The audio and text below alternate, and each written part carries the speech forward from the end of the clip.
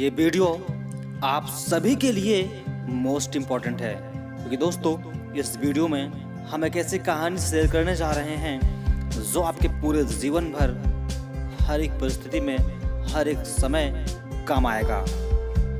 ये कहानी है एक IAS ऑफिसर गोविंद जायसवाल जी की।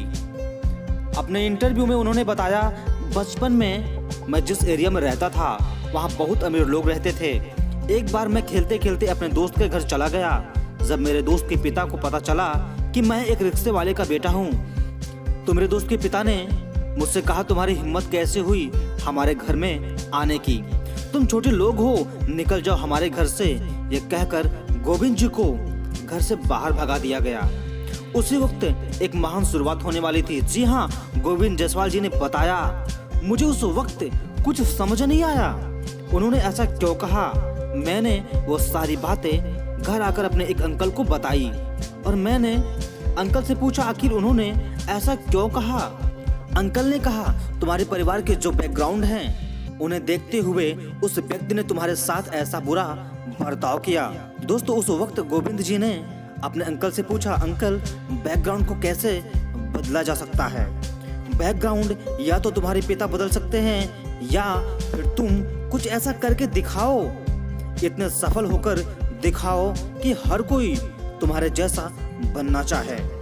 दोस्तों उस वक्त गोविंद जी ने अपने अंकल से पूछा, अंकल आप ही बता दो, भारत में कौन सी ऐसी चीज है या जॉब है जो मैं कर लूं तो मैं सफल हो जाऊं और उससे बड़ी नौकरी कोई ना हो।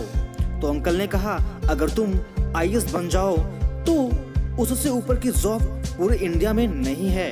उसी वक्त मैंने ठान लिया था, अब मुझे IAS बनने से कोई नहीं रोक सकता। दोस्तों गोविंद जी ने बताया, उस वक्त मेरी उम्र 12 साल थी। मुझे मेरे दोस्त के पिता की बात इतनी चुभ गई थी, मैंने सोच लिया था कि एक ही कमरे में मेरा पूरा परिवार रहता था और उसी एक कमरे में खाना भी बनाते थे। मेरे दोस्त और बाकी अमीर बच्चों को देखकर मुझे भी लगता था काश मेरी लाइफ उनकी तरह होती। ये सभी बात मुझे चुभती थी और मुझे मोटिवेट भी करती थी। लोगों ने हमारे परिवार को बहुत ताने मारे। आसपास के लोग मेरी बहन से कहा करते थे कि ये सब पढ़ाई में क्या रखा है, तुम दूसरों के घर जाकर बर्तन साफ किया करो।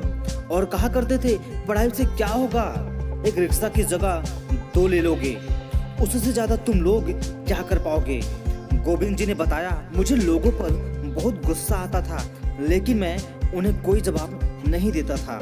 मैं उनसे लड़ाई करने से अच्छा ये सोचता था, इस एनर्जी को अपनी पढ़ाई में लगाऊंगा, ना कि किसी से लड़ने में, और एक दिन बड़ा आदमी बनकर दिखाऊंगा। गोविंद जी ने बताया, जब दिल्ली में IAS की कोचिंग करने आया तो पैसे की कमी थी, जिसकी वजह से मेरे पिता के पास एक छोटी सी जमीन थी, उन्होंने वो बेच दी। खाना खाने के लिए भी मैं पैसे बचाता था। मैं 2 टाइम खाता था, वो भी आधा पेट। इतने पैसे भी नहीं थे कि 4 रुपए की चाय भी पी सकूं। इन तकलीफों को सहकर भले ही मैं बीमार हो गया, लेकिन मैं मेंटली स्ट्रांग होता चला जा रहा था। गोविंद जी ने बताया, मेरी बहन और मेरे परिवार को दिल से यकीन था कि मैं IAS बनूंगा। जब मैं इंटरव्यू के लिए जाने वाला था, उस वक्त मेरी बहन प्रेग्नेंट थी।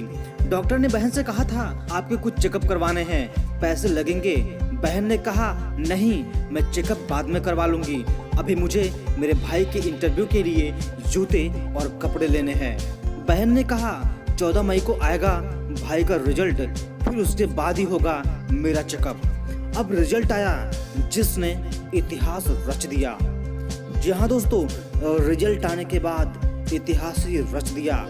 UPSC परीक्षा में मेरे 70% नंबर आए, जो पूरे भारत में UPSC के एग्जाम के सबसे ज्यादा नंबर थे।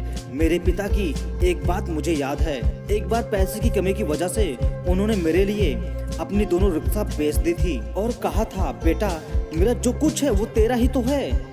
लास्ट समय में ऐसी नौबत आ गई थी कि पिताजी को रोटी भी पानी के साथ खानी पड़ती थी, अचार तक नहीं था। दोस्तों सच में कामयाबी संघर्ष मांगती है, मेहनत मांगती है। ऐसा कभी नहीं हो सकता कि आप मेहनत करें, संघर्ष करें, लगातार प्रयास करें और आपको सफलता ना मिले।